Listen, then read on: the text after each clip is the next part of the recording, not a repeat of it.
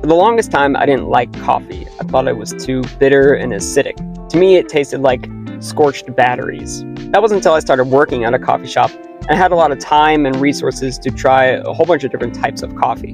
When I was working the register, people would come up to me and they would say, "Oh, what's your favorite, or what's good here?" And I didn't know what to tell them because I didn't like coffee. I'd usually end up recommending what the person in front of them ordered, and they seemed pretty alright with that. I would find my drink, as they say, and now my wife and I go to coffee shops quite frequently. Now, when you think about it, coffee is a really important aspect in not only our culture, but cultures around the world. Coffee shops are one of those third places in people's lives where they feel closer and more connected to their community. But did you know that coffee can also be an important aspect in your photography? Now, I'm not talking about caffeine and how that affects your brain and your creative process, although that certainly does help. Coffee can actually be used as a developer for film or enlarging paper. Caffenol, or Caffenol C in our case, is a great alternative to standard developer. The mixture consists of water, washing soda, vitamin C, and of course, coffee. So if you want to brew your own pot of Caffenol, here's what you'll need. 12 ounces of room temperature tap water, 3/4 a teaspoon of vitamin C powder, 5 teaspoons of instant coffee, 3.5 teaspoons of washing soda, and remember, this is different than baking soda. Mix all of these ingredients together in a container and you'll have yourself a smelly slurry of developer. Yes, I said smelly. This stuff stinks. Some people say it smells like dog food. I don't know what type of dog food they're smelling, but this is much worse. So you've been warned. So now that we have our smelly slurry of developer, all we need is some photos to develop. So let me take a moment to explain how my process may vary from yours. I shoot with developing paper or paper negatives. This is a cheaper alternative to film, and Caffenol will work for both film and paper, but shooting with paper is much different than film. I do have a short on my channel that explains everything you need to know about shooting with paper if you want to replicate exactly what I'm doing. Okay, we're here in my dark room, otherwise known as my bathroom, so I apologize about the echo. Got my camera here, we've got our Caffenol, and then with this process it does require a fixer, so that's what you see here. So what I'm going to do is I'm going to turn on our safe light here. I'm going to close the door, and we're going to get to developing. Piece of paper is going in, so I can see the paper kind of sneaking through the Caffenol here, so I'll be able to see if images start to develop.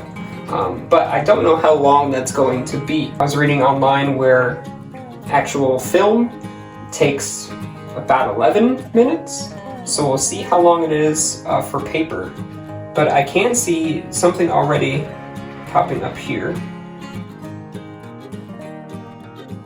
So when it sinks to the bottom here, I can hardly see anything. When it's floating on top, I can see it pretty good. And it actually looks like we're almost ready to pull it. So if you're familiar with this portion of film photography, usually a developer, a stop bath, and a fixer.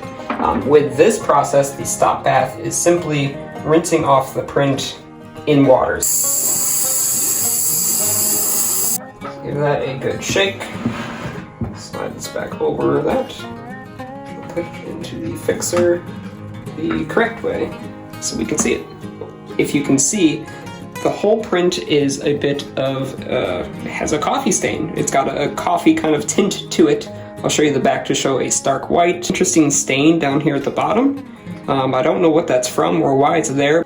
Very interesting. I do like the way that this print also has come out. I did not pre-flash these, yet I'm seeing a lot of detail in the leaves up here, in the shadow part of the leaves up here. Very excited about this print.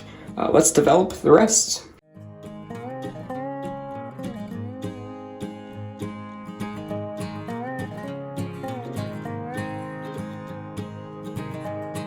Alright, so all of the images are here in the fixer, so I'm going to let them sit here, and then I'm going to dry them off, and we can take a look at them. Here's our first image. It's of the steeple of Bruton Parish Church. I was shooting into the sun, so that's why it's a little fogged, But overall, I like the tones in this photo and the detail that we can see. This next image was the first one that we developed, and I really like this. I think it's probably my favorite from the shoe.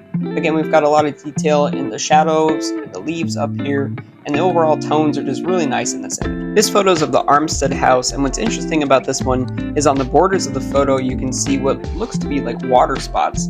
I think these are actually fingerprints, and I've never had an issue with fingerprints before, so it's interesting that the Caffenol here is bringing out those fingerprints. Our final image is again of Bruton Parish Church, and I love what the Caffenol is doing with the shadows. It's really bringing out the details within them. I didn't pre-flash these, so I expected to see a lot more contrast in the images, but again, the shadows are holding detail quite well, and I'm just really pleased with all of these prints. So why develop with Caffenol instead of normal developer? Well, by using Caffenol in your workflow, you eliminate using hazardous chemicals like ammonia, formaldehyde, and chloroform. Chemicals like this not only pose risks to the environment, but also to your personal health, and they can damage surfaces that they touch. Proper disposal of these chemicals requires you to take trips to specialized facilities that handle these chemicals, not pouring them down the drain like we all do.